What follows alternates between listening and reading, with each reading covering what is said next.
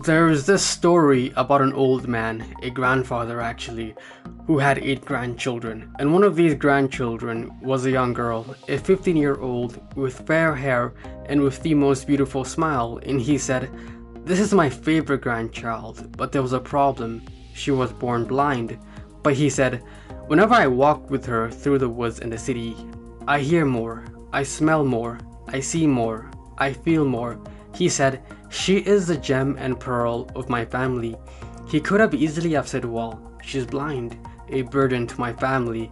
He could not change the reality, but he could change the way he looked at that reality. Habit 1 is to be proactive. This is all about taking responsibility for your life. You can't keep blaming everything on your parents or grandparents. Proactive people recognize that they are responsible. They don't blame genetics, circumstances, or conditionings for their behavior. They know they choose their behavior. Reactive people, on the other hand, are so often affected by their physical environment that they find external sources to blame for their behavior. If a person is driving or commuting to work and there's no traffic, naturally they feel good. But if there's a lot of traffic, it affects their attitude and performances throughout the day, then they blame the government and the traffic police. All of these external forces act as stimuli that we respond to. Between the stimulus and the response is your greatest power. You have the freedom to choose your response. One of the most important things you choose is what you say. Your language is a good indicator of how you see yourself. A proactive person uses proactive language such as "I can," "I will," "I prefer." A reactive person uses reactive language such as "I can't," "I have to," "if only." Reactive people believe that they're not responsible, that they have little or no choice. Instead of reacting to or worrying about conditions over which they have little or no control, proactive people focuses their time and energy on things that they can control. If you are always stuck in traffic going to work or school, a proactive person would not blame other motorists on the road or the government for the traffic, but would simply wake up earlier to avoid the morning traffic. A reactive person would keep complaining and making excuses as to why he or she was late. The problems, the challenges, and the opportunities we face fall into 2 areas: our circle of concern and our circle of influence. Proactive people focuses their time and energy on their circle of influence. They work on the things that they can do something about, such as their health, their weight, and their grades. Reactive people, on the other hand, focuses their time and energy in the circle of concern, things over which they have little or no control, such as terrorism, traffic, and the weather. Pessimistic people will always focus on all the troubles at the end, and paralyzed by fear, they will never take action. But an optimistic person focuses on all the possibilities and dreams, and driven by hope, they take action. Habit 2, beginning with the end in mind.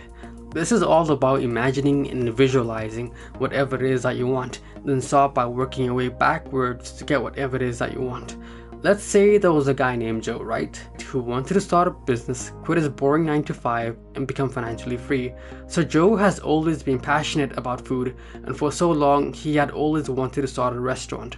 So Joe can use Habit 2 to envision every detail as vividly as possible of what he wants his restaurant to become. So Joe has done his research. He has clearly mapped out every detail: where the chairs and tables should be, the color of the walls, the size of the windows, the chef to hire, and the locality. So basically, Joe has the clear vision of what he wants to accomplish. Beginning with the end in mind is based on the principle that all things are created twice. There's a mental or first creation and a physical or second creation to all things. So you begin with the end in mind, then layer by layer, step by step, you charter a clear course beginning with the end. Before you invest your first cent, your first dollar, you have already envisioned in your mind what you cannot at present see with your eyes. The carpenter's rule is measure twice, cut once. You have to make sure that the blueprint, the first creation, is really what you want, that you have thought through everything, then you apply it into action. Beginning with the end in mind means begin each day, task, or project with a clear vision of your desired direction and destination, and then continue by flexing your proactive muscle to make things happen. Always remember, from small beginnings come great things. Habit 3, putting first things first. Things which matter most must never be at the mercy of things which matter least.